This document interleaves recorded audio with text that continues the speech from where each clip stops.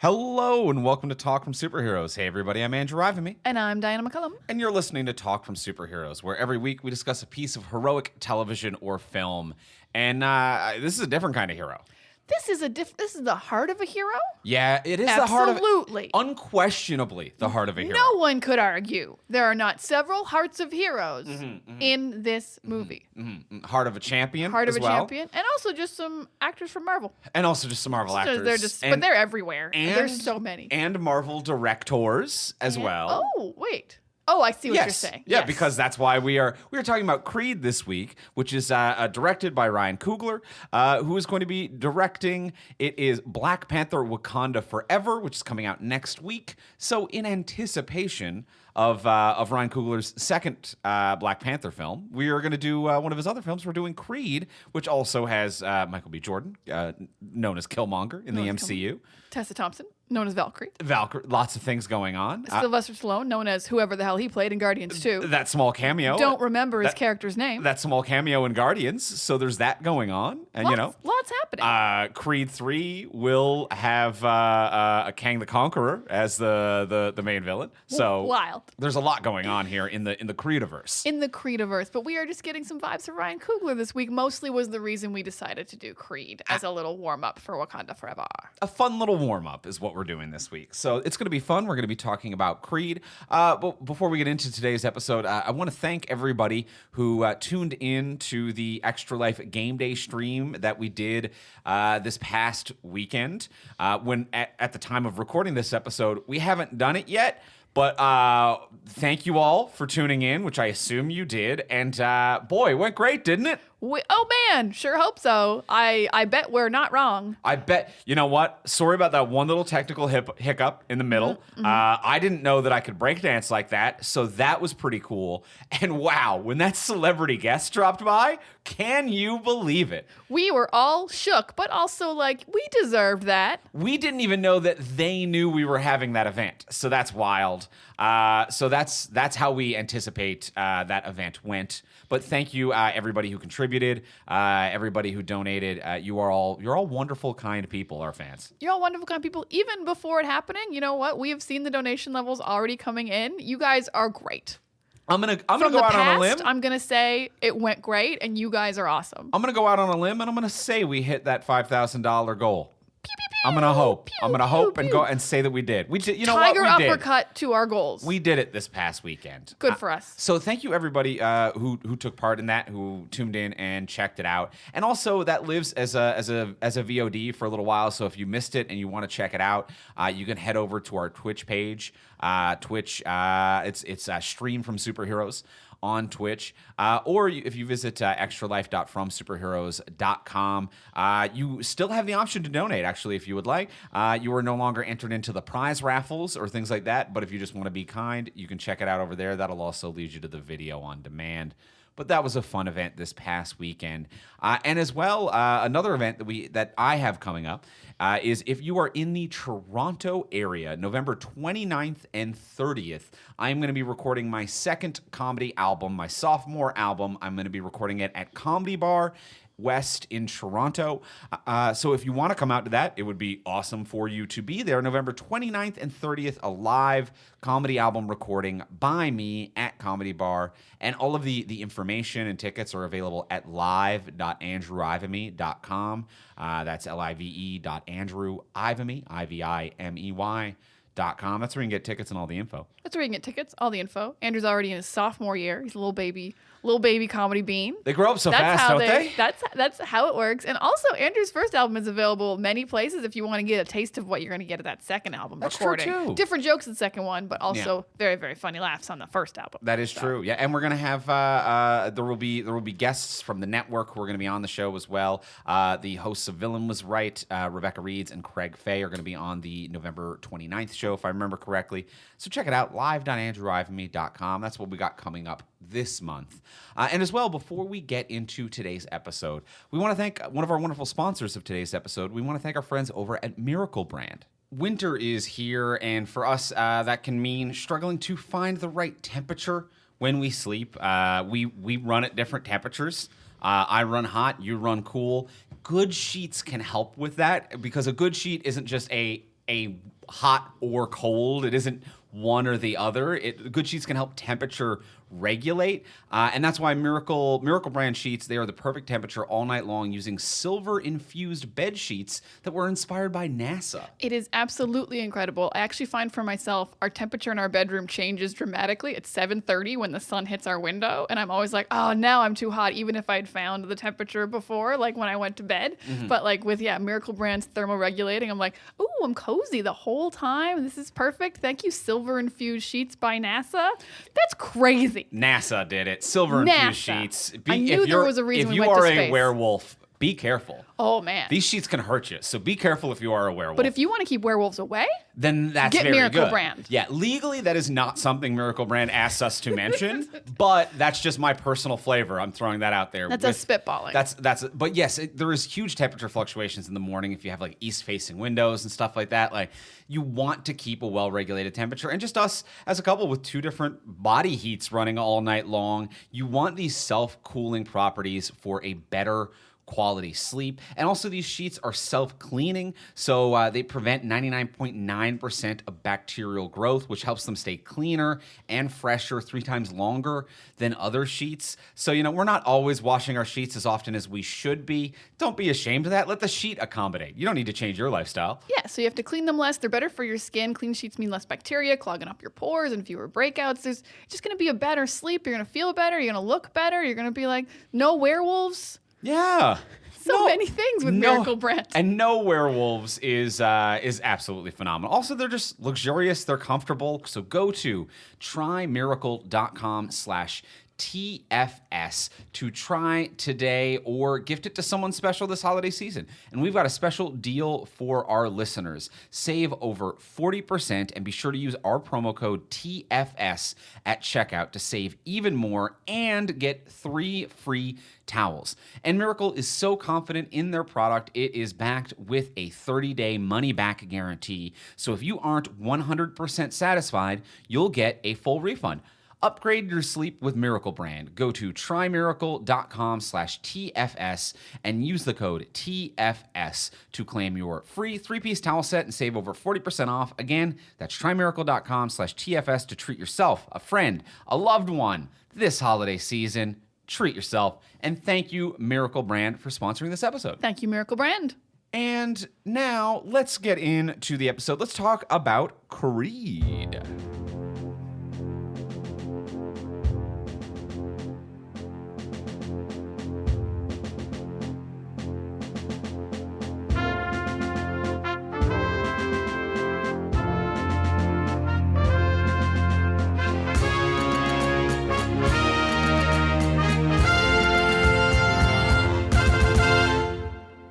All right, so we have watched Creed. Let's start with the simple question. Diana, did you like it? Oh, I loved it. This movie is wonderful. I'd seen it before, and I think I liked it better on a second viewing. I'm not sure why. I couldn't really tell you why. I don't know if it's because I don't remember the first time I saw it. Maybe I've seen more Rockies in between. And since then, so like the Rockies are like, the Rocky parts are like hitting you a little harder when you have a little bit more Rocky lore in your head about like, oh, Adrian, oh, his son, oh. It's all beautiful. But yeah, this beautiful movie is gorgeous. It is just shot beautifully. It's performed beautifully. It tells a story that like really resonates with me that I don't actually feel like is told very often, oddly enough, except maybe in the Rocky movies, which is why it fits so well, the story of Adonis here. I adore pretty much everything about it. It's so nicely paced. It's fun and it's touching and it's heartwarming and it's got like a little bit of action. And there's great motifs here. It's wonderfully written. It feels like the original Rockies, even though Stallone did not write or direct, which is wild. Just an incredible legacy film of a franchise, which is perfectly done. Absolutely wonderful movie. Andrew? I feel like I know the answer to this. Do you like Creed? I love Creed. You love Creed. I think Creed is a phenomenal movie. It is so charming. It's so well executed. It's moving. It's a great sports movie, an underdog tale. It is, I think, the perfect example of what to do with reboot, refresh, legacy movies. Like, how do you bring something back without it just being a nostalgia piece? How do you capture the heart without just redoing it beat for beat? I really do think that this is a prime example of, and not every movie, has to be a rehash of something from the 80s and 90s, but this is a prime example, I think, of how to do it fresh and well and keep the heart and execute it cleanly. I think that this is a near flawless breath of fresh air into the Rocky franchise, and I already like the Rocky franchise a lot. So yeah, I think it's well done. Phenomenal performances. Everyone in this movie is cute in a weirdly hyper-masculine way, which is charming as hell. And that's something that like the Rocky franchise has always kind of had. But yeah, everyone is cute and likable and fun. And I think there's like maybe a couple of like villain flaws, but it's not a movie about the villain, really. No. Much like the original Rocky, it's a movie about trying your best, which I think is also a very sweet theme. I think that it's so fascinating to me that movies like some of the movies in the Rocky series and Creed specifically is such a hyper masculine movie with the softest possible heart that is just about trying. And I think that is really kind and really sweet. And I think more like big blockbuster, muscle bound movies can use a heart like that. And I unabashedly love it. I love it so much. That is so interesting. And I completely agree. It's something I wouldn't have ever maybe pinpointed about the Rocky movies and Creed, that it is so soft and vulnerable and open, but like with this veneer to fool you about being like, no, it's a boxing movie about hitting each other. But like nobody really wants to hit each other. It's not like I want to hit dudes. It is, I just want to be the best version of myself, and I want to succeed, and I want to find my own limitations, and I want to be a success. At no point in any of the Rocky movies have I watched, well, maybe 4. Yeah. Maybe 4 has it been about hurting people, which is pretty predominantly important to this one. 4 is about stopping the Cold War. 4 is about killing a man with one punch 4, and then getting revenge against that man. 4 is a little nuts, and we don't talk about 5. But yes, generally speaking. Generally speaking. But yeah, it is, I love that hiddenness of it, that it is a franchise about just like kindness and like just being there for people. Like it is a franchise about like kind of like, it's not about words, it's about actions. Like you have to show up, you have to fight, you have to do it. Yeah, I feel that. Although Yeah. words are also so important. Like, God, the writing is so good. And I think that like it's amazing to see the like expressing vulnerability in their personal lives as well, and like, and not, I'm not going to say overcoming the vulnerability, because like that makes it seem like the vulnerability in itself is a weakness, but expressing vulnerability as a moment and something that can be and be moved past, but is not to be ashamed of at the same time. Like genuine fuck ups from people as well. Like there's a lot of sincerity that I really like about this. Yeah. Like Michael B. Jordan is an absolute master of like the one tear while being vulnerable, but like not letting it affect him, because he also had the same tear in the original Black Panther in the dream sequence with his dad. Like just that one tear goes down his face, and then in this one, in the cell sequence when Rocky's there, just the one tear that he's mad at and wipes away. I'm like, you've mastered this, being vulnerable while discussing what's wrong with you and like getting past it. Michael B. Jordan, you're incredible. You're incredible. And Michael B. Jordan truly is phenomenal. Like he is a star in this movie and in everything that he has been in, but he really does, even though this movie I think works from direction, cinematography, writing, look, style, all of it, I think this movie works, but it still really rests on the back of Michael B. Jordan, who I think lands this really well. This kind of like quiet anger and resentment that he doesn't even necessarily know why. And it takes Tessa Thompson to kind of, and Rocky to kind of like point it out to him, to be like, like you can let go of the anger towards your dad. Like it's not your fault. It's not his fault that he wasn't there. And yeah, he really plays this quiet anger and resentment really well. He does, and he does an incredible job of being like, I am angry. Like I have this anger and resentment, but I am still a kind, charming man. I'm not just like a dog backed into a corner who you're going to hate for most of this movie and then I'll like come out of my shell. He's out of his shell. He's a fully formed human being. He's like, I'm kind. I will I knock on your door a little angrily, but then I invite you out to dinner. He's a nice guy, but he does have this simmering anger. But I feel like a lot of other movies would be like, well, he's angry all the time. Right. So he's always angry, and you have to get past it like a House kind of character. Like, he's always an asshole, but you got to find the heart. And I'm like, he has heart from day one. Mm-hmm. So, like, we like him, but you can see it, and it just feels like a real person. And I think it's a real person who knows that he's making mistakes and is not self-sabotaging, which I also think is a rare line as well. That, yeah. A lot of movies do this character becomes unlikable because they're self-sabotaging for a reason that we as an audience know, but they are self-sabotaging their life. Whereas in this scenario, it is Adonis making maybe necessarily not the most financially responsible or physically responsible decisions in his life, ones that he knows are flawed, but he is not sabotaging his life to get there. Like, even when the movie starts with adult him, because we start with like him as a kid in trouble and being saved by his adoptive mother.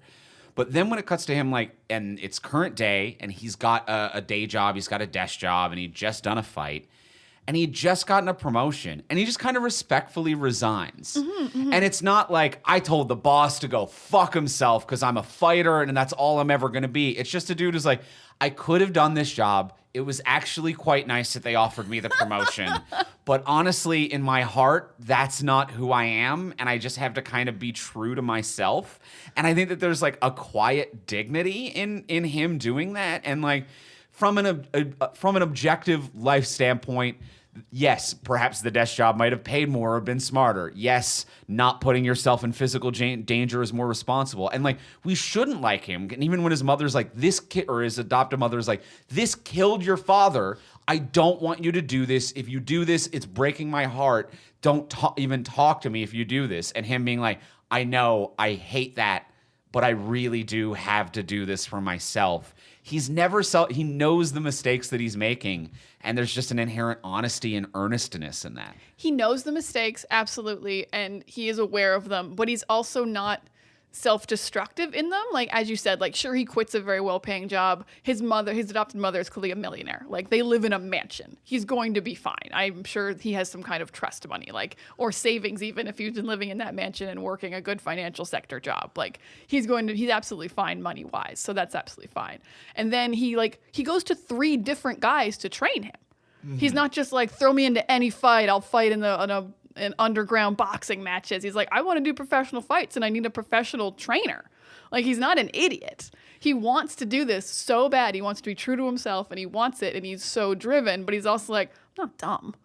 Yeah, I'm not dumb, and I'm also not entitled. Like, I think that there is a stubbornness, and I think that's one of the themes of the movie that we kind of go through, and we can unpack it more later a little bit, which is the, like, I want the stubbornness of I want to be my own person, and I don't want to be helped, and I'm self-taught. But he's still prepared. He's still doing the steps, even though he's doing it in his own way and maybe in a stubborn way, but he's still like, I'm training myself. I'm watching you train other people. I'm doing it in the background. I'm trying to pick up everything I can. I'm doing these fights, these maybe like unsanctioned fights in Mexico to do it in a lower stakes environment, to prove that I can, to come back to have some experience, to prove to these people that they should train me. Like, very responsible, reasonable next steps that he's doing. Yeah, he's prepared. Not entitled in any way. Not entitled, not using his dad's name, just like literally, I mean, boxing is such a weird world, but literally it's like getting an internship for a regular job. Like, it's like he is doing every step you're supposed to do to move up the corporate ladder of boxing. Yeah. He's being very responsible, and he's just like doing it himself, quite literally. And it is a theme of this movie that I absolutely adore, which is doing things for yourself, which is like, you know, being true to yourself, what this whole movie is about. But it is not self-sacrificing. It's not at the expense of others. It's not like what I want is more important than what anyone else wants. Like, his mother doesn't want him to do it, but not in a way that would stop him, like not in a way that it's going to hurt her other than slightly emotionally. Like he's not throwing anyone else under the bus for his hopes and dreams. It's not that kind of ambition. It really is just an honest, do what you want to do with your life storyline. And it's really nice. I like that a lot. Like, I love stories that aren't just like, do it for your dad or do it for your mom or do it for your family. I'm like, figure out what you want. Yeah. I love that. Be your own person. Yeah, your dad was also a boxer, but I think what this movie does that is so smart is establish he loves fighting before he finds out who his dad is.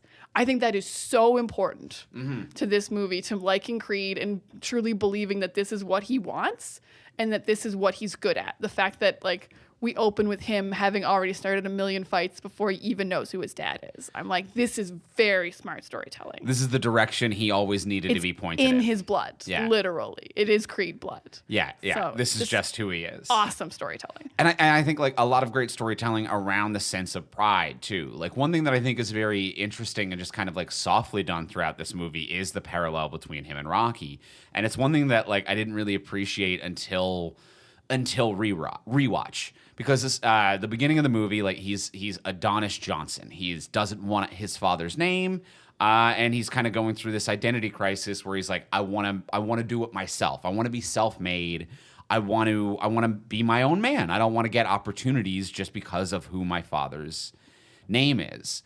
And then later, like, he does take on the name, but I don't think the lesson is that, and I think that this is a reasonable lesson, but I don't think it's the lesson the movie is telling. The lesson of, like, it's okay to accept help. And I think that that's a great lesson and one that movies can tell and one that even would have been fine to do here, but it's not what they do.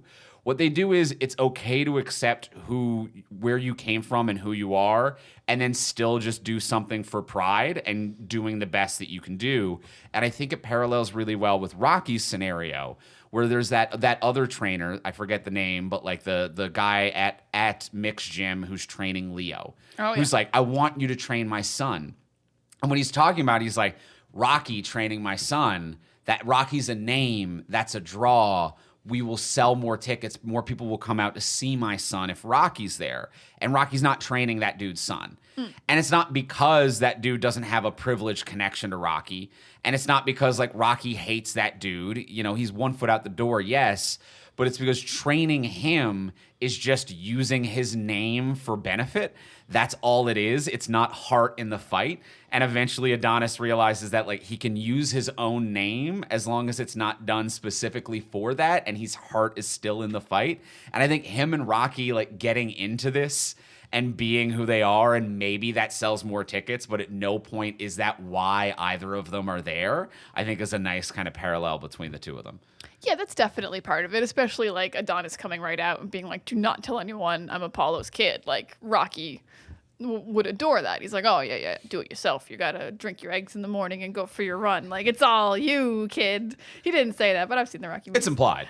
You got to drink your eggs. It's definitely implied. It's definitely implied. Yeah, there's wonderful parallels here. There's a weird parallel in the opening that I don't think was on purpose, but I couldn't stop thinking about for a bit, which is the parallel actually between Adonis and Rocky's kid from Rocky Balboa. Okay. Because I think Rocky Balboa opens on Milo Ventimiglia, his kid, and his kid does work in finance and wants to be in finance and can't get past his dad's name. Ah, okay. Everyone at the office is like, that's Rocky Balboa's kid. Oh, you're not in finance, you're Rocky Balboa's kid. And it's kind of funny to open up this movie and be like, Adonis is living the life that Rocky's kid would love to have. A quiet life in the financial sector where no one knows who his dad is.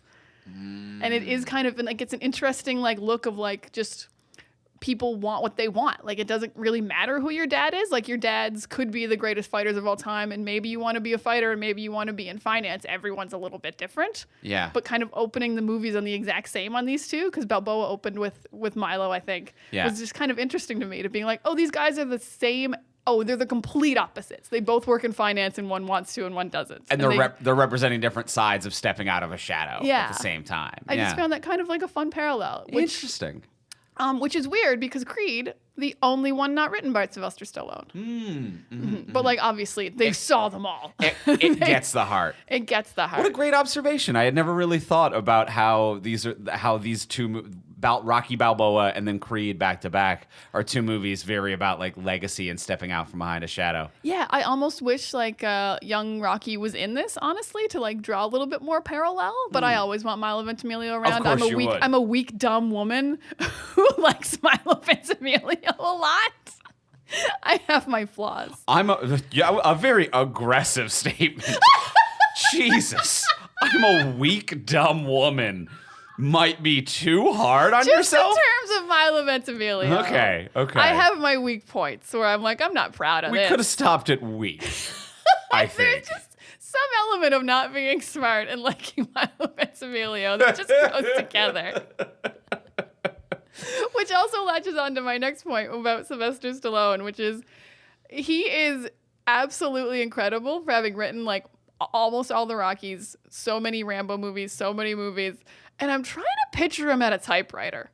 It's really hard to picture, isn't it? And like multiple times. Not like I wrote one movie and I was done and it was so great. Like he's written like 12 movies or more. Yeah. And so like months of his life, years perhaps, he's just clicking away his little big body in front of a tiny little computer or a typewriter because it's the 70s and 80s. Yeah, and he's got those steroid meat fingers. He can't type. There's no way he's elegantly hitting one key at a time. Oh my God, the typos in those scripts. It's just from the typewriter alone. Riddled with typos. I'm willing to bet some of them were handwritten. But it is hard to picture Stallone sitting down and writing.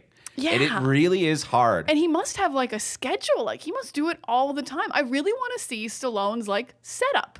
Yeah. I want Stallone's book on writing. Sincerely. I think it's been a while since he's like written a thing. I think it's been a minute. I don't think it's or been actually that long. no. I mean think Creed he did 2. Creed 2. That's what I brought it up. It's weird that he wasn't involved in this one, but Creed 2, he was like, you know what? I'm back in. I'm back in, baby. If we're doing Drago's kid, I'm back in.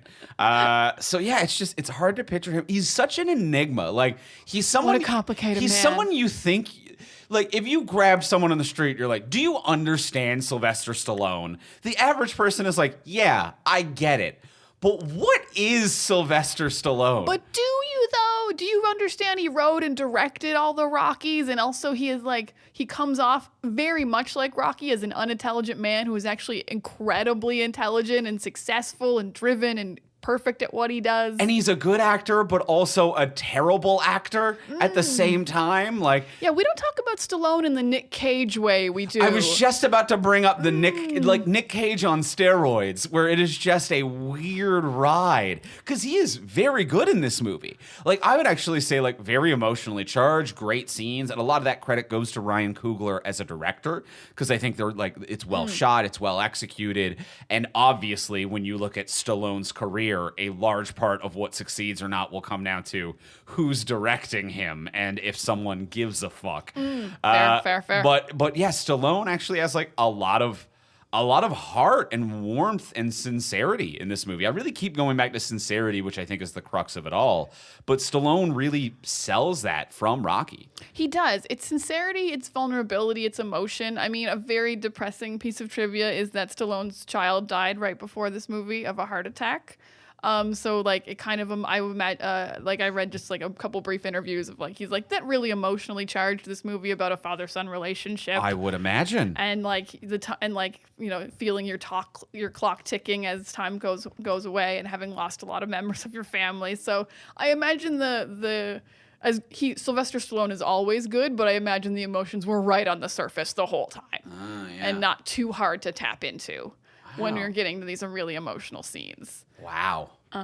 So yes, a little. I apologize but like it would bring out a lot in you. Yeah, of course. It'd be very hard to do. Also, though, like the emotional torment's not the right word. Toil. The emotional toil of doing this film must have been incredible. Because to come back to Rocky after like 15 years, I think, or Balboa wouldn't have been that long before. Probably like 8 years. Yeah. It's incredible. And like the writing is so on point to the original, though. Just like lines like, what's the line I love? Oh, time is undefeated. Like, so how'd you beat my dad? Time is undefeated. It's like, oh my God, these like beautifully like, not even super intelligent, but so wise.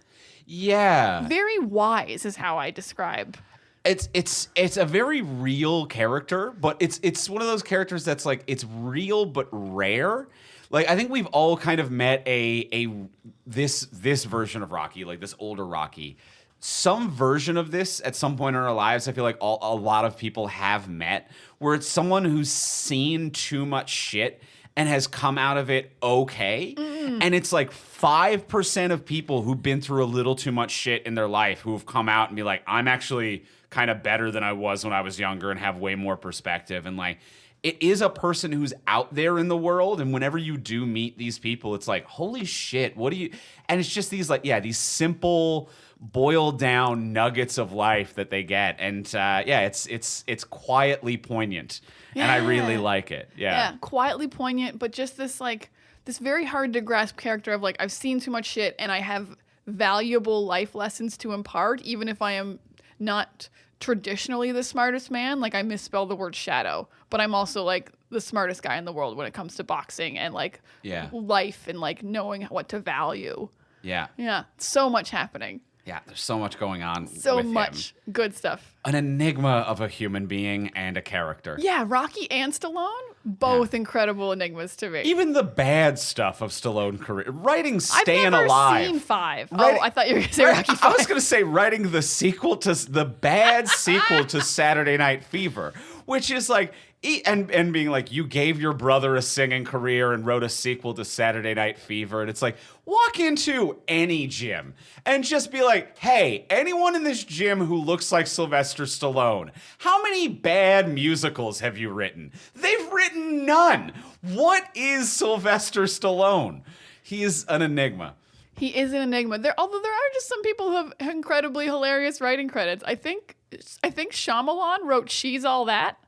Is, I believe, a fun fact that was going around recently on the internet. Yeah. Okay. I think there was something like that, yeah. I don't believe, like, the glasses coming off is a Shyamalan twist, but we'll maybe count it. We'll put that in. I do like when, like, writers just have surprising little twists. Now, I will say there are some negatives I will have of this movie.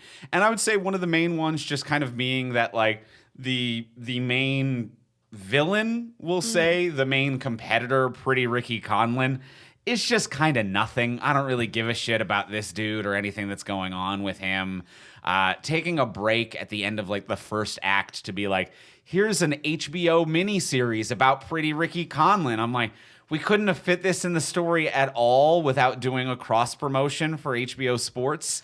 Like, it felt forced. It felt bad product placement, bad corporate synergy to be like, we've partnered with HBO and we got this, and the story just stops, and I don't care about this villain at all. Yeah, for a movie that is entirely set in like little independent gyms and there's nothing like very promotional about it or sponsored about it, HBO is all over this. I'm like, does HBO just own like boxing? Did they trademark boxing and you're not allowed to like wear boxing gloves without telling HBO about it or letting them have a cut? Because nothing else in this film was very sponsored. Yeah. Just the HBO stuff. It was very weird. But yeah, it wasn't integrated. Like, there's no history with Creed or Rocky, either of the two guys. No bringing back of the guy who won his car, who also was like 4th in the world, it said. Oh, yeah. Yeah, I almost forgot about that. He fights a guy and loses to him, and he gets his car, and he's 4th in the world, which isn't the best in the world, but it's really high for a guy who hasn't fought any fights yet. Yeah, fully agree. So, like, why didn't that guy just come back? I know a car isn't, like, all that much to fight over, but, like, it's more than literally nothing.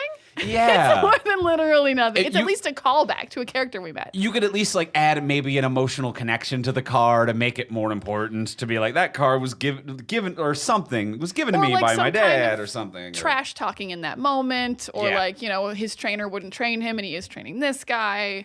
Yeah. There's at least stuff built in there. And it also just feels like this whole subplot of like, and Ricky Conlon's going to prison. Okay.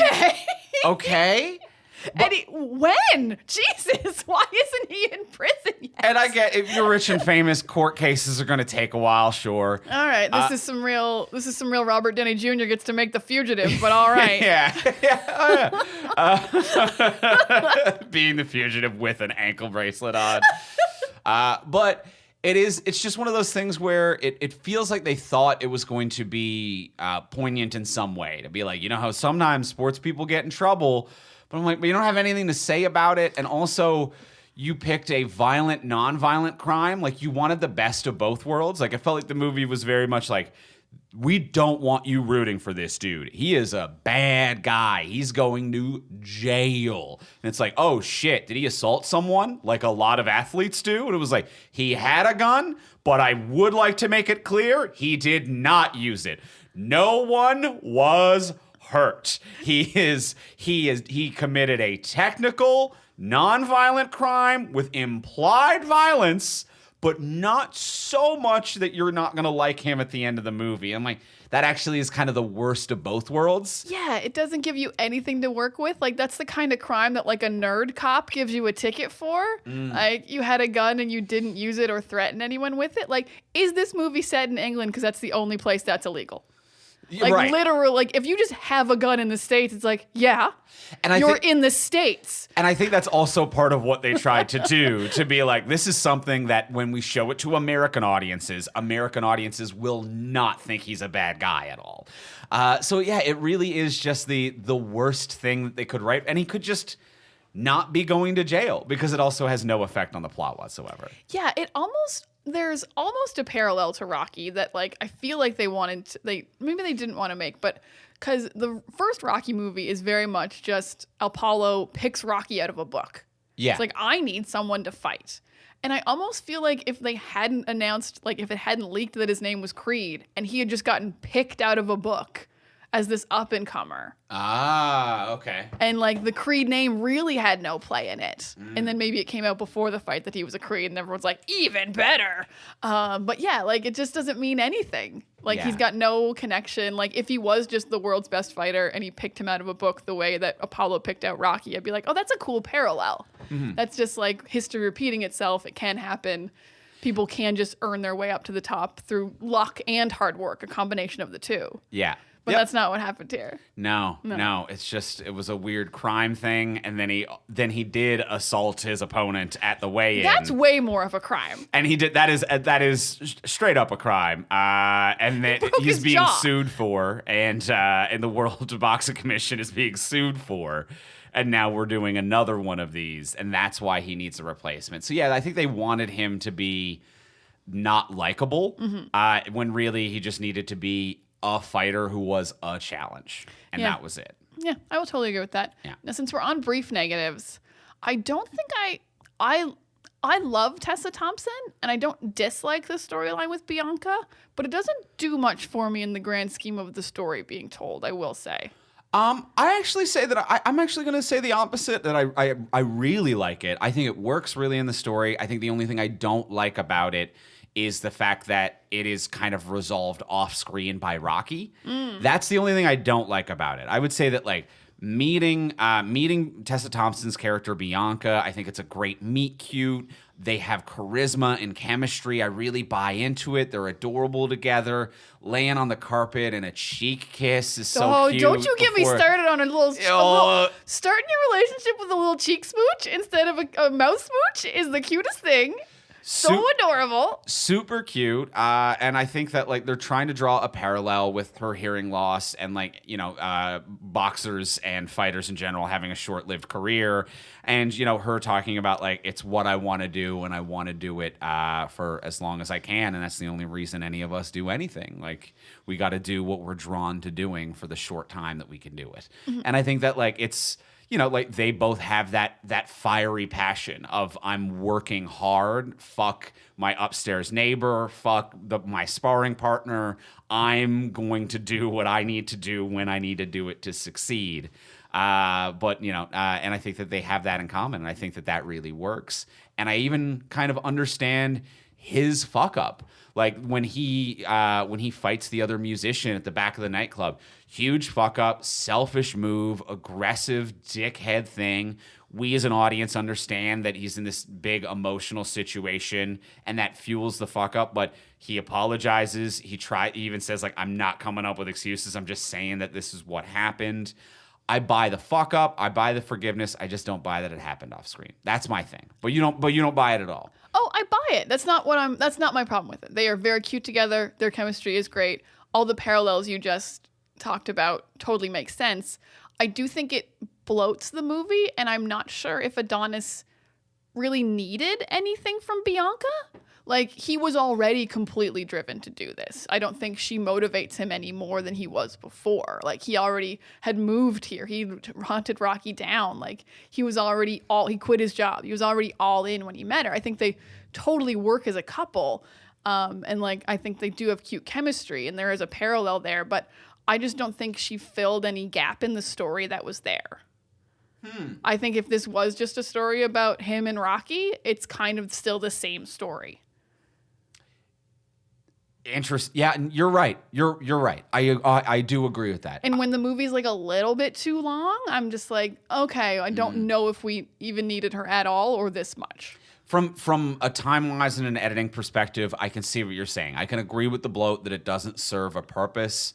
I think like my heart, and I want to argue that like not having a central purpose in one another's lives is what gives each other's character strength, and I think makes it really good. It's a really strong relationship. No codependency. They get each other. Like, if this was just a romantic movie about a boxer and a musician who fall in love, I'd be like, well, that's the central storyline then. Right. But I feel like Rocky's introduced even after Tessa Thompson, and I think Rocky needs to be a bit more prominent earlier. Fair enough. Yeah, I think from expositional necessity, I agree with you that maybe it is bloated and unnecessary. I like it. I buy into it, but I see and agree with what you're saying. I think they're so cute together, and they absolutely work. So yeah, I'm not saying it doesn't work and it needs to be cut, but just if you want to make kind of like a perfect film, I think shorter or none of it. Very interesting. But like, they're so cute together. If Creed 2 is just like, we're on a bunch of dates together, I haven't seen Creed 2. Where they just go on a bunch of dates and they're cute, I'm like, excellent, love Creed 2. It's my favorite one of the franchise. But yeah, in terms of just a movie about boxing and finding yourself and being driven, she doesn't seem to bring a lot to the storyline, especially once Rocky gets sick. And then it's really like if I fight, you fight, which is wonderful. That is a wonderful storyline. Oh, man. If I fight, you fight. Just implying how fights can be different things, and we're all in it together. And it's kind of what I said earlier about how, like, this movie is very much about actions and being there for each other and showing up every day and either working out or, like, being supportive of the person who is working. Yeah. The if I fight, you fight thing really does work. I agree with you on the, like, I remembered for some reason the if I fight, you fight chemotherapy being the subplot of Creed 2.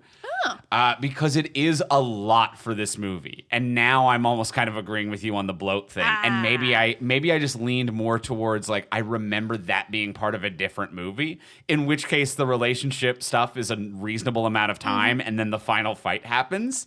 But then when it does get into that third act and it becomes an I fight, you fight thing, beautiful, well done, but a new movie and a totally different pacing and a tone now. Which Bianca's not a part of it anyway. Yeah.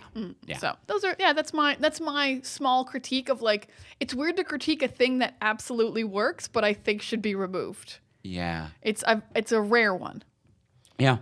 Yeah. And I think also like a lot of beauty in that in the chemotherapy storyline, like just like Rocky talking about all of his good stuff being in the past. And just a man who's like, you're a good kid and I wish you well, but like, I'm done. I'm just spent. He's like a man who's been waiting to die basically since Adrian and Paulie left. Like he's just been living alone and running the restaurant, like going through the motions and not even seemingly like depressed, but just like, just waiting it out, like very humbly Rocky way. And like, yeah, just very believable that like the whole, like just right off the top when he's like, no, the chemo was no good. It was bad. I'll just fade away. And it's like, it's heartbreaking. And again, though, so real. I think that like that whole scene was powerfully real and uncomfortable. I think when it's a really emotionally charged scene about going through the chemo and about if I fight, you fight, and like all my good stuff is in the past, and Adonis being like, but I'm here now. And when Rocky is just like, you're not my family, you're just some kid I'm working with. And then he leaves the room. The fact that the scene stays in the room with Rocky is really heartbreaking. So important. Him just sitting down and kind of talking to himself to be like, why did I say that? I shouldn't have said that. Like, immediately knowing there's something so powerful and real about that I feel like everyone can relate to, of that moment like 4 seconds after you said some dumb shit and you're like, oh, fuck. Why did I say the dumb shit? Why did I do that like that? Staying in the room a minute too long, I think was what was like really heartbreaking about that scene. Mm-hmm. Yeah, it was all pretty heartbreaking. The whole third act is like tough in a beautiful way. Yeah. Not like too tough, not like, oh God, I can't stop crying, but just like the emotional resonance they are finding in these characters is. Yeah. And in a muscle-bound fight movie, like really fascinating stuff. I really truly love this franchise and love this movie. To go to the more muscle-bound fight, hyper-masculine stuff, I will say that middle fight sequence in the movie, the one where he fights the local Philly guy Leo, holy shit, that is truly remarkable cinematography and work. I know that the oneer, the single shot, is such and especially over the past decade or so, become this like real circle jerk, pretentious thing of like who can do the longer one and the more visually stunning one. And we all, I think even like non-cinephiles at this point can see the stitches in a scene when someone's back goes too close to the camera and it's like, oh, we know you edited 2 shots, but this is so visually beautiful, so well done. This is top tier of a oneer. This is really, really incredible. I'm really glad we got to this because I know we're doing Creed because of Coogler. I'm like, let's get into some like real directing stuff. And like, not that he didn't direct all the other stuff we loved already. But yeah, the oneer is incredible. It almost feels weird that it's the second fight, but I guess 12 rounds of a oneer would be impossible if you saved it for the final fight or even like one fight of the final fight. But yeah, this is just to feel like the whole movement of the fight in this weird way where you're in the center of the ring and you're not even on just one character. You're moving through the whole fight and you're like, oh, this is how everything feels. And like each punch is a little bit more powerful and like you feel the exhaustion hitting, even though it's only 2 rounds. You're like, oh man. And that really kind of, when you get to the end and you're like, they're doing 12 rounds. I did like a minute, like I was within the 2 round one. Like I lived it. Yeah. I lived every punch in the 2-round fight. And now you're going to 12. That's insane. So it does draw a nice like distance of what they're going through at the end. Mm-hmm. Yeah, it's incredible film work. Yeah, it's a really, really great oneer, especially considering like you know, they're definitely just tapping each other, but they had to learn this fight. They did it 12 times, I think I read in the trivia. Oh, wow. Okay. Yeah, they didn't just do it once and they got it. They did it 12 times. Wow. Very impressive. Very impressive. And yeah, and the choreography, the dance. It's a dance what they did. And the Rocky movies did sloppy fighting that was filmed. This movie does a 4-minute dance sequence that is truly breathtaking because that 4-minute sequence, you watch it and not only is it like it's exhausting, it's tiring, it is in the moment, it thematically you feel like Adonis, you feel everything that he's going through and the exhaustion and the fear and the power. But the other thing that I find so impressive about it is how well it hides the punches as well. Because yeah, they're tapping or not connecting, but it's doing that, and it's something that I think we've all seen in varying degrees in different movies, but usually in 3-second shots. So your average person, you think about listener, you think about a punch that you've seen in a movie. It's that typical, like, kind of over the shoulder, behind the head. Someone throws a punch, and you see a neck snap back. But they use the angles, so you don't usually see punches from the side because you can see that a punch doesn't land or connect. So you got to get the camera behind and hide that it's not hitting. And this needs to do it in a 360-degree space with 4 minutes of continuous movement and constantly hiding those punches, never screwing up your sight line, never looking at the camera, always looking at one another, always hiding your punches. And at no point am I able to see the gap between the punches landing. The camera's always in the right place. And you go back and you look at some of the Rocky movies, and as fun as they are and montage as they are, you know, they're not shot like this. No. They're shot in 43 different shots over the course of weeks. And it's a side shot where someone's fist lands a foot away from one another and their neck snaps back and they sell the hit. And that was good enough. And this to do it in a 360-degree space with the camera moving around and this choreography and dance piece is true. And then for it to also have a lighting change in the middle as well. That moment where like the crowd lights go down and it turns into a spotlight on the two of them. Oh, that was in the final fight. Oh, okay. You know what? Yeah. You're right. Withdrawn, Your Honor. But I do agree with you about the complexity, because as you said, it is a dance. It's a choreographed dance that is boxing. So the two actors are doing a dance, and then the cameraman has to film it around them. Mm-hmm. And so like he's part of the dance, and he's got like a 50-pound camera on his shoulder, and can't just film it. He has to film the things that you're hiding that you've talked about. So this is like the most intricate, and you have to act. Yeah. You're still acting and you're still in the moment. You're still like, I'm in character and I'm Adonis and I got There's so much happening and it's so cool and it looks so good. And all I can think about, viewers, if you have not seen the fake 30 for 30 about Rocky, which points out how the punches don't land, it is so funny. Is it a 30 for 30? Or yeah, it's a fake 30 for 30 yeah. about the original Rocky movie, or Rocky 4, I think. Yes. It's about the Cold War. It is very, very funny. And it really highlights when all the moments when the punches don't land in that. And you can really tell that the punches are either landing or they are being hidden very easily or very well. Yes, I agree. Yeah, it really works. They do it. Yeah, that 30 for 30 is quite charming and incredibly funny. I highly recommend checking it out. The 30 for 30 on Rocky 4.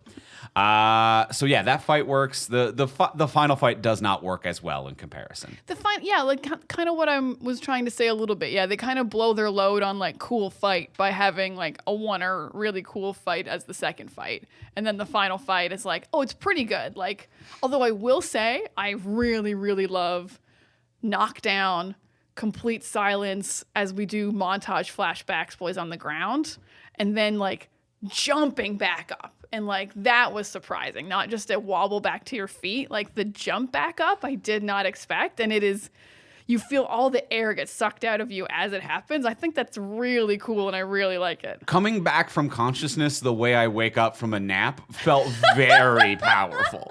Very relatable. I shoot up from my sleep a lot. Andrew knows that. So I would do the same thing of like, we fighting? Oh shit, fighting? Yeah, okay. Just there's fight, there's flight, and then there's stand right back up. And also too, waking up from the down count, getting flashes throughout this movie, and then the only 1 second from other Rocky films. It is the only really clear shot of Apollo. Like, I think you see him in like really far away photos, the one image from the fight. Yeah. And then really there is not like imagery. There's no like nostalgia porn happening about Apollo in this movie. Which is really, I think the only other time we see the fight is Adonis watching it on YouTube on the projector at home. Which seems more like training than nostalgia, or even like I want to see my dad, because he's doing Rocky's moves. That's the other thing that I find fascinating as well, is that he's doing Rocky's moves. And one thing that like I think that as silly as like the Rocky series and the Creed series can be, and like jokes about how like, you know, it's the Rocky movies, it's just two dudes hitting one another with no defense or anything like that. There is a basic foundation of boxing underneath it that I really like, which is that like, and especially in this movie, they really do it with like, Adonis is doing Rocky's moves. He's practicing Rocky's moves while watching a fight of Rocky and his dad, which is like says a lot to be like, I want to be the guy who beat my dad. Like, that's who I want to be. And while I'm trying to like run away from his legacy, I want to be the man who beat his legacy as well. But then also in this fight, Ricky Conlon, the fighter that he's fighting, fights with Creed's style, and Creed fights with Rocky's style. So like the whole thing of Rocky 1 was that Apollo had the speed, reach, and height, and that Rocky had to get underneath and get in and get at the body. So we had an outboxer versus a swarmer, and this is the exact same thing, except Ricky Conlon is Creed and Creed is Rocky's fighting style. So it's just something that I think is like very smart and works really well. I like that analysis because I didn't know really anything about the boxing styles, but I also did notice that Creed, or that Adonis, is entering as Rocky in that he enters very humbly, and Conlon is entering like Apollo did. He's got fire breathers, and he's got more music, and he's got more men, and it's like more spectacle. Yeah. So he is very Apollo in that way, whereas Adonis comes out to a very low energy hip hop song, no fireworks, no big spectacle happening. Yeah, so so I really like that, the parallel of like the original movie. Yeah, it's a nice parallel. It works, and I think that like they know some of the boxing stuff. Now, how did you feel about the visual effects of the like scorecards coming up when they would introduce a new fighter? You know, that little pop-up title card to be like, here's their record, like it was a video game. It felt a little irrelevant. Yeah? Yeah, like it was cool to like know who he was fighting every time, I guess, but it really didn't fit the vibe of the rest of the movie. It really kind of felt like more like Rocky Balboa, which was, what if Rocky fought a guy in a video game and then fought him in real life? Sure. Because that is very video game-esque, and that's what Balboa was about, very video game based. But yeah, it was interesting, but then it became irrelevant, as I said. Like, he never refought the guy who we saw from the, like, was fourth in the world, which would have come up later as, like, important if he'd fought that guy again or something. So yeah, it really just felt like you could have just said those things. How did you feel about that? It was cool, and it kind of like popped a little pop of energy in the scenes, but it just felt a little out of place. It did. I agree with you. It felt a little out of place. Tonally, it didn't feel quite right, but I did like it for being a pop of energy. Mm-hmm. It was a pop of energy. And I kind of liked it for being video game-esque, and I also kind of liked it for skipping some exposition as well. To be like, if these guys aren't coming back, and I agree, it's weird to like give a thing to guys who aren't coming back. But also it kind of works to be like, listen, this guy's not coming back. This guy's not coming back, but we also need you as an audience to understand why this guy is imposing and why the lead character that you relate to is intimidated right now. Boom. This guy's 14-0. He weighs this. Like, having that pop up is a real just like quick way to be like, this is jarring. And I can see the stats, and I understand that even if I don't read the stats fast enough, the fact that this happened tells me that, oh no, this guy is coming. Someone has entered. A boss has entered the ring. Yeah. Well, then hear me out. 2 ideas. 1, that also pops up when we meet Rocky. Funny. I kind of like it. Funny. Hey, he's a fighter. Sure. He's got stats. It's going to pop up on the screen. Rocky can't see the stats. Only the young fellas can, because he's got his stuff in the cloud, and he's a new generation of fighter. And Rocky's like, what are you talking about? I don't see any stats. So in this scenario, Adonis sees the stats. Okay, He's got like Terminator vision for boxers. Love it. It was what the movie is implying to me. Sure. Okay. But I think Rocky doesn't have Terminator vision for boxers. This. I love this.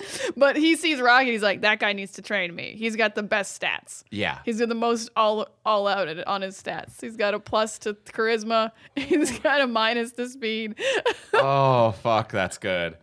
That is very good. Okay. And the other thing that I did really like is that I enjoyed the title card. I can't even remember what the question was now. What was his name? Adonis asked what his dad's name was. Oh, yes. God, I'm a sucker for it. I've mentioned it on the podcast. Anytime it happens, I am a sucker, a true sucker. It doesn't even like it's one of the, it doesn't need to be good. It just needs to be done, and I will cheer on my couch is a call and response title card. What was his name? Boom. Creed. Cut to Creed. No one says it. It's there, and I'm like, who are we gonna call? The Avengers. It gets me uncomfortably excited. And I don't know what it is about a call and response title card. It unlocks where I keep joy in my heart and it pours out. I get so amped. It really does build the energy. It tells you should be excited. And if you already have a love for whatever the franchise is or the property, it really does tell you, like, here it is. Here's the thing you came to see. And I'm like, yeah, I came to see Creed. Here we fucking go. We're going to talk about Creed, baby. No, I totally get it. I don't think I'm at your level, but I'm only a little bit below it. All right, that's fair enough. It's absolutely incredible. I think one of my last points, the thing we touched on, but I think I really need to reiterate how impressive it is that this is kind of a reboot franchise legacy that works and is its own thing without just being nostalgia for the old thing. Like, I feel like off the top of my head, the worst example I can give is Ghostbusters Afterlife, which just at the very end of the movie, the old Ghostbusters come back and you're like, well, now it doesn't feel like either thing. It doesn't feel like an old Ghostbusters movie. It doesn't feel like a new Ghostbusters movie. Yeah. But this really has so much respect for Rocky, and I think having him in the whole movie instead of just having like cameos or mentions of him and making him very much the supporting character, though, is the right way to do this and to make it feel like a fully fleshed out universe and a new story. Mm-hmm. And it's just, I think a lot of these reboots don't feel as sincere. They just feel like kind of like cash grabby, like, let's see if we can get them in for a quick cameo. Whereas this movie is very much like, no, Stallone's part of it. He's integrated into the story. He had say in it. He's important to it. You can't just take him out and the story's the same. He's part of it and he's integrated into it and he's there for most of it, but at the same time does not feel to be grasping at it or hanging on to it desperately. No, he is very much like willingly handing over the reins, but still being like, I'm still on the horse. I don't know how this metaphor should work, right. Right. But yeah, it's not I will just show up for a day, but it's also not I'm the lead character. It is this beautiful middle ground that almost no other reboot finds. And I think, too, that part of that is kind of ingrained into boxing and in the format of these movies and franchises is that it is something that is meant to show reverence for your coach as well, where it's like, you look at those first movies and, we think Stallone, but it's like Burgess Meredith is such a huge part of those first movies. And then even like pivoting to like 3 Apollo training Rocky in Rocky 3. There's just this like this huge part ingrained into these films where it's like it's as much the trainer's movie as it is the boxer. Like no one kind of goes it alone.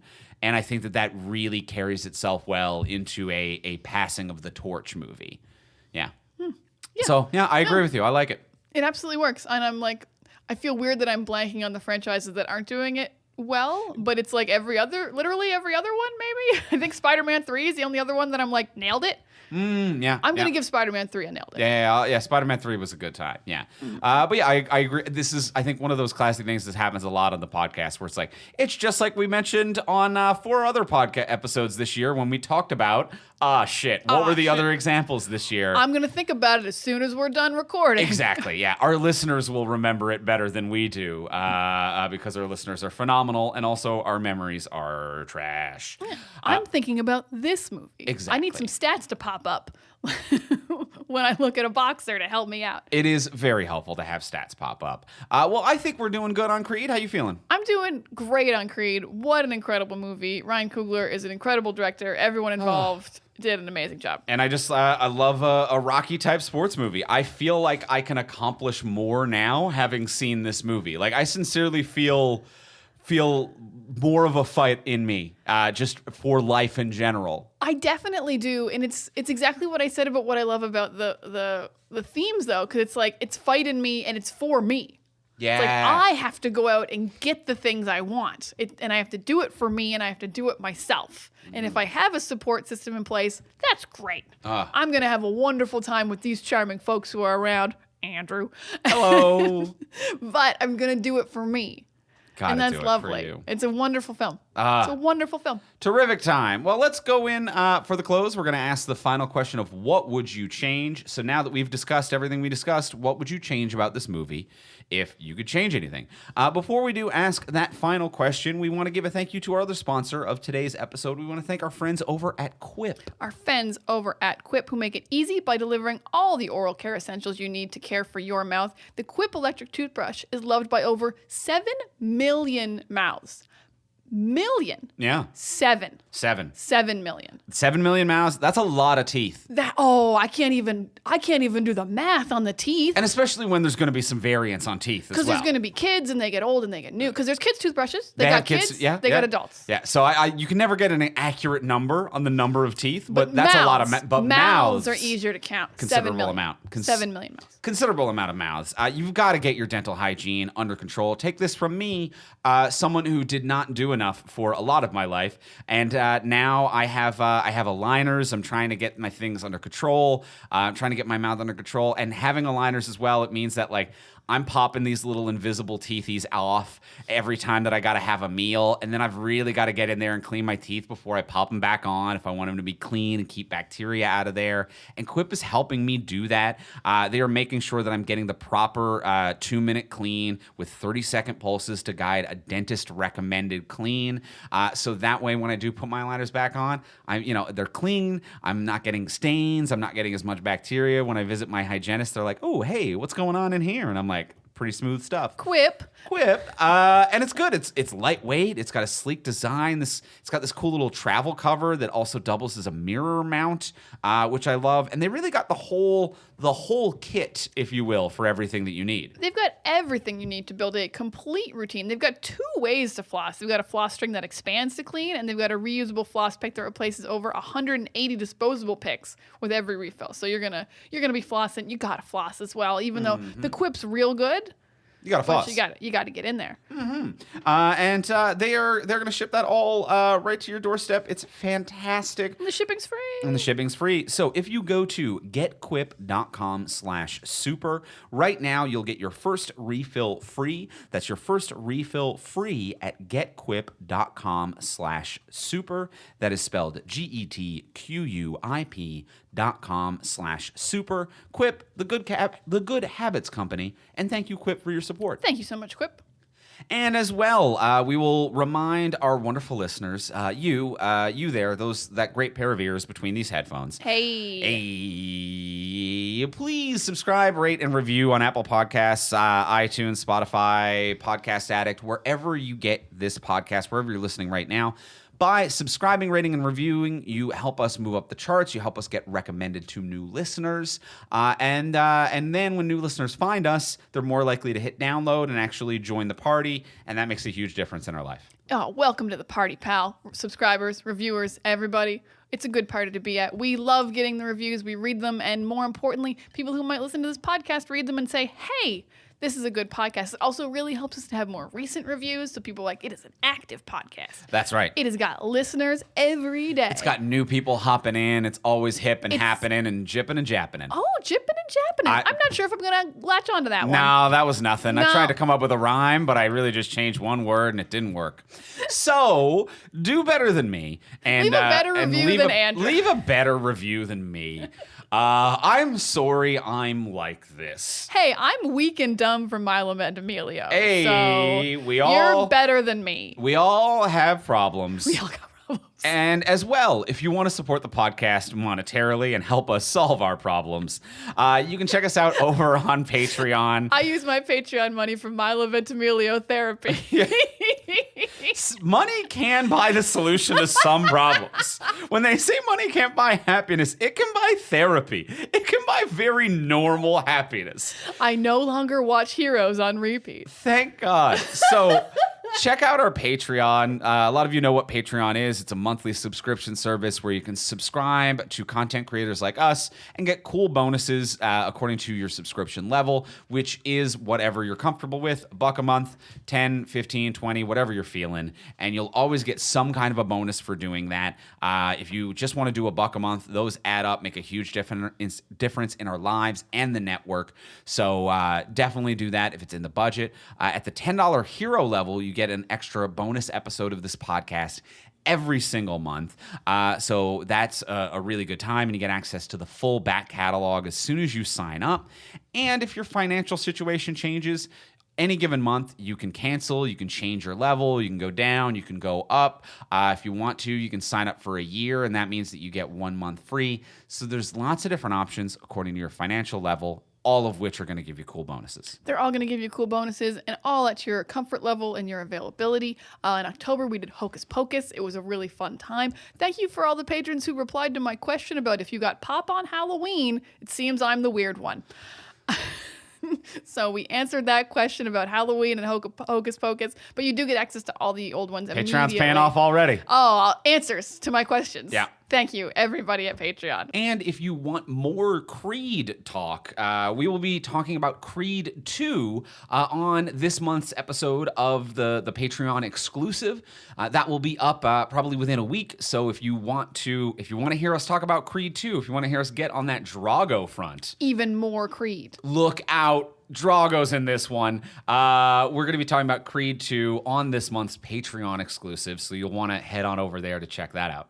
It's going to be a good time. And that is over at patreon.com/fromsuperheroes. That's patreon.com/fromsuperheroes.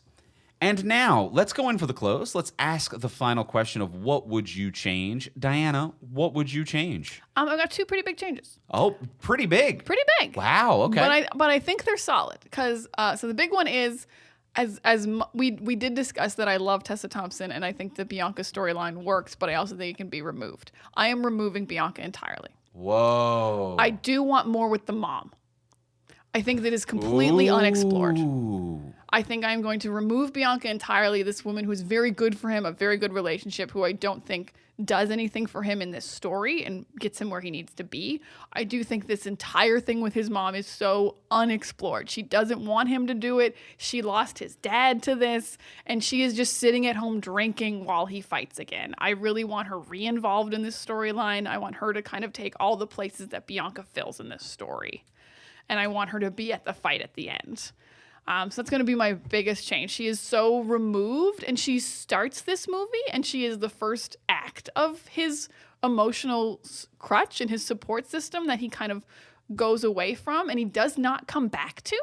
And I do find that to be a big loss. So I'm only removing Bianca for time's sake because there's not enough time for both. Because Rocky cannot be cut. Like, all of this stuff works way too well. My other biggest change is he doesn't fight Conlon. He fights the guy who took his car. I think that's just more thematically, like they established he's a very high-level fighter. He's a reasonably high-level fighter, like a guy who I'm like, yes, you should be fighting that guy, but he's a little bit above where you are right now. So I think that makes way more sense. We already know that he beat you earlier, so it is more of a triumph when you beat a guy who beat you earlier in a movie. So just a simple one is you're fighting that guy from the beginning who has your car. And I think a bigger one is, I'm replacing Bianca with the mom, and I'm going to explore this storyline a lot more because there's so much more to mine there on this woman who raised you when she did not have to and had no obligation to, and who you are just pushing aside to follow your dreams. There's a lot to explore. Mm-hmm. That's my big change. Andrew, what would you change? I love that. I love that first and foremost. I think that that's terrific. I think getting rid of Tessa Thompson is a wild and dangerous move. I know. I get it. But more of the mother, I think, does make a lot of sense. And I think that does leave a little bit of richness to be explored. So I think that is... Yeah, I don't know if I'm on board with removing Tessa Thompson, but I agree with adding the mother. Either that or take the mother out completely. And because we just need to cut some time somewhere of just like characters who aren't adding to the story, the journey he's on. Interesting. Interesting. Okay. Okay. Well, what would you change though? My big change is that I'm changing the final fight as well. Pretty Ricky Conlon, just it isn't anything. Not that pretty. No, not that pretty. And I think that the final fight should be with Leo. Which was the middle fight guy. Oh, okay. The one-shotter? The one-shotter, yeah. We can still keep the oneer in the middle of the movie, because I agree with you that, like, it's not long enough to be the final piece, even though it's the biggest set piece. It is kind of in no man's land, and that's a tough thing to do, but I do think it still works as the middle fight. And I think maybe, like, the middle fight should be a proper fight with the guy who took a scar. So I think that that's the middle fight of the movie, which is we trained at Mick's gym. We're going to take on the West Coast guy that you weren't ready for previously. And no, the world doesn't know that you're Apollo yet. And I think one thing that they never really play into, other than the Bianca argument, which is the fact that, like, this guy who's training Leo, the one who's just been trying to get Rock to train Leo, I forget the name of the character, but like Leo's coach, who's like, Rock, I've wanted you to train Leo. If you train, it's big money, it's ticket sales. Leo's is a great fighter, wants to cash in on Rock, and then finds out who Apollo really is, and is clearly the one who leaked it to the press. Oh, like, absolutely. That dude sold it to the press after losing a fight. And it's like, that should be the thing. It's that this guy is like, hey, let's schedule a fight, and then cashes in on Rocky and Apollo's name. Because that's all he has wanted the whole movie, which is, hey, train my fighter, and that's just to cash in on Rocky. And then it turns into fight my fighter, and it's to cash in on Rocky. And then he also finds out and spills the news about Apollo to cash in on that. And now it's maybe a fight that was going to have like an attendance of 1,000 or 2,000, and now it's an arena. It's like it's gotten national press, and it's something that Adonis didn't want and wasn't ready for. So like it's now a bigger stage than he ever wanted, and like he wanted to keep doing these fights under his own name, because he says the line to Bianca where he's like, what if I lose and I embarrass this name and I embarrass my dad's legacy? And it's like that, and him now having to unexpectedly deal with that on a huge stage. I think that's the final fight. I love that. I think that is so good, because it actually gives maybe not stakes, but at least something like that he's involved in. Like he's like mad that his name has kind of been outed against his will. Like he did not want to come out as a Creed yet, and then this guy's dad did that, or he even did that. He could be more involved in the storyline. Yeah, and he's above his pay grade now, and also he is shaken by his name being out there. Yeah, it still keeps him as the most active person in the story, because like this and the first Rocky, you know, as iconic as Apollo is in the first Rocky, it's a movie that is just about you versus yourself. It's about trying your best, and Rocky even has that. And if it's a movie about you versus yourself, then why do we have a subplot about a gun charge against a British fighter? It doesn't make sense. Eating our time up. Whereas this one, it would be more efficient screen time wise, because it would really just be recontextualizing all of the scenes that were already in the movie while deleting a bunch of we got other ones. Nothing in Britain. That'd be great. And then it still keeps it all entirely focused on how it emotionally impacts our main character. And it's not just like, the villain's a villain because he once kicked a dog. He didn't even do that. He owned a gun. So it's a whole thing. But yeah, I think that that Leo should have been the final fight, and it should have had to do with the dirtbag coach spill into the world that Apollo was Apollo. Love that change. Or that Creed was Creed. Really adds the stakes and makes it personal in a very like real, non-villainesque, like I killed your dad with one punch kind of way. Yeah, in a way that like the end of the fight, you still shake hands with the other boxer, and it was like your coach was a dick for leaking something to the press. But this was a good fight. Yeah. And then he can win. Then he could win, but it's not about winning though. All right, it's about going the distance. It's about personal pride. All right, it's about doing your best. Titles are nice. I think it's titles are nice. Titles are nice. I think it's nice to have a very realistic but ambitious and inspiring dream of doing your best. I think my best would be a title. You would. Yeah. You would. I would. You would. I've got goals like that. You do. I like to win things. work so hard. Well, What that's a great attitude that was about me. I shake my fist. I'm like, You're working so oh, she's hard." working so hard. Well, that's going to be it for this week. That's it for Creed. Next week, we're going to be back to talk about more Ryan Coogler. We're going to be talking about Black Panther, Wakanda Forever next week on the podcast. In the meantime, if you want to get a hold of us, you can reach me online at Ivamey, Ivimey. Oh, me? You can reach me at Words of Diana. And you can reach both of us at From Superheroes, and we'll talk to y'all next week. Bye.